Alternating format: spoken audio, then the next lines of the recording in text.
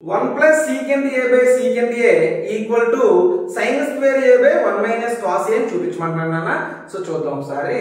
So ఏమన్నారా 1 plus secant a by secant a equal to sin square a by 1 minus cos a అని చూపించమంటున్నారా. అంటే రెండింటిని మనం individual గా చేద్దాం. అంటే సెపరేట్ గా చేసి ఒక దానికి ఈక్వల్ చేసుకుంటే సరిపోతుందా. అంటే 1 plus secant a అంటే 1 plus 1 by cos a నాన్న అంతే కదా బై ఇదేమవుతుందా secant a అంటే 1 by cos a నాన్న.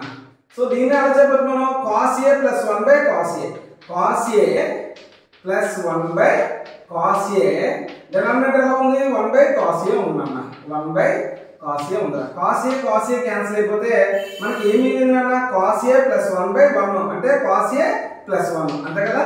సో cos a plus 1 ఓకేనా దీనికి ఈక్వల్ అయింది ఫస్ట్. మరి దీన్ని కూడా చూద్దాం ఒకసారి. నాన్న సైన్ స్క్వేర్ ఏ అన్నాడు. సైన్ స్క్వేర్ ఏ అంటే మనకి so sine square A plus cos square A equal to 1 కదరా.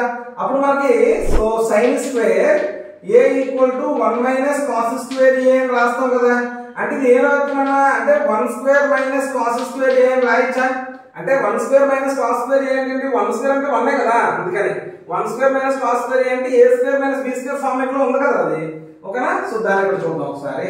అంటే పైదాన్ని నేను 1 minus cos square A by 1 minus cos A అని రాస్తాను రా.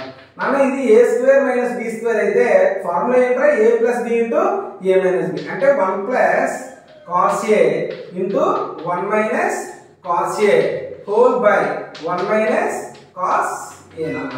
1 minus cos A 1 minus cos A cancel అయిపోతే మనకి ఏం మిగిలిందిరా 1 ప్లస్ కాస్ ఏ మిగిలింది అన్న. ఓకేనా. అంటే ఫస్ట్ దాన్ని సాల్వ్ చేసినా మనకు cos a plus 1 మిగిలింది.